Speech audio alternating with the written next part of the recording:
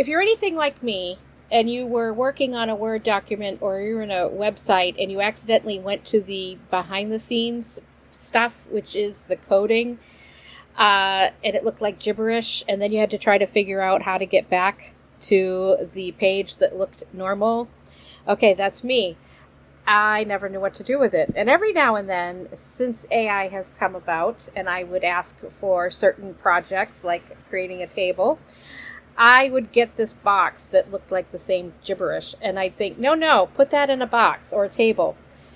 So a couple of months ago, I realized that even I can use this gibberish to bring some ideas to life.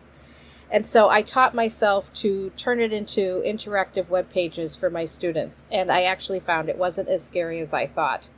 But let me give you a little, another piece of background. In that same, just like 3 months ago, I was noticing how helpful the interactive activities were in our online textbooks, the ones that the publishers provide or the ones that are available in OERs.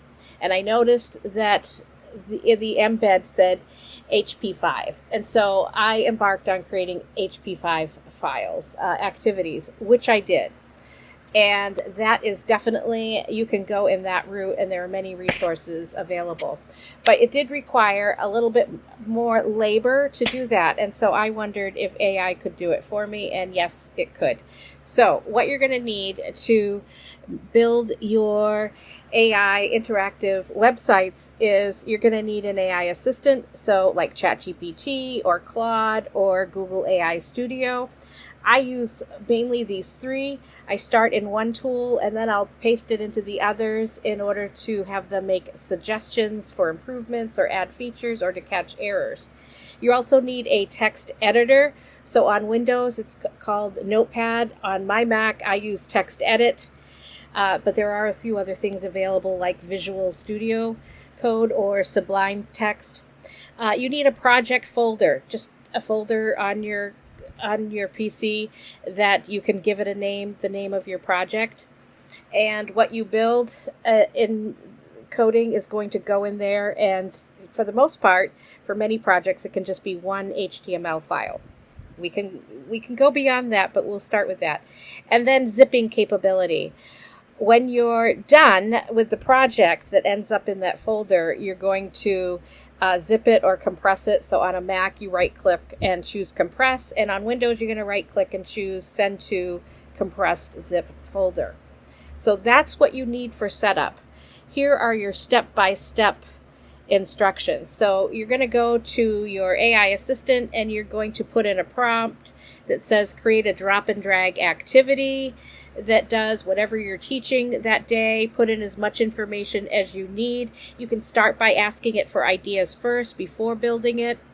But eventually what you need is that HTML code. Once you have that code built, ChatGPT may allow you to see it on your screen. Sometimes yes, sometimes no. Claude will let you see it on the screen. The Google Studio, you're going to need to download it and then open it in the file. But whatever the format is, you eventually want to be able to save it to your file. So you're going to go to your text editor and open one and paste in all that code. And you're going to want to save it as index.html in your browser. So once you look at it, you can go back to your AI project and ask for tweaks. We're going to change colors, information, just make it the way you want it to. And so keep doing that until you love it. So once you've done that, you need to compress that folder like I talked about. And so you'll end up with a folder that has the title and then .zip. And then the best and easiest way, in my opinion, are to deploy it on Netlify. And so you're going to go to app.netlify.com/upload, and you're just going to drop and drag your zip file into it, and it will automatically publish, and it will name it, and you can keep that name. They're usually cute names, or you can rename it in Netlify's dashboard and name it something related to what the project is. There are other resources you could use to share out. You can, on Claude, you can publish it directly and share that site. GitHub Pages also works well and has some free functions for educators. Vercel is another one.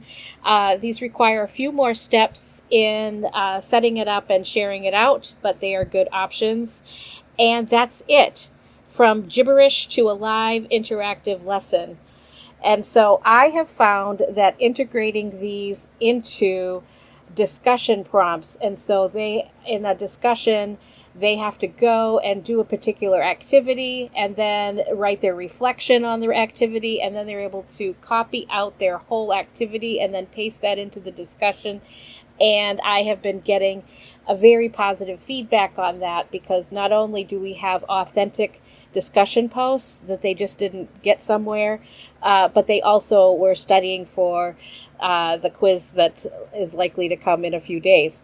So I hope that's helpful. And if you want to reach out to me, go ahead and email me through the campus email. Good luck.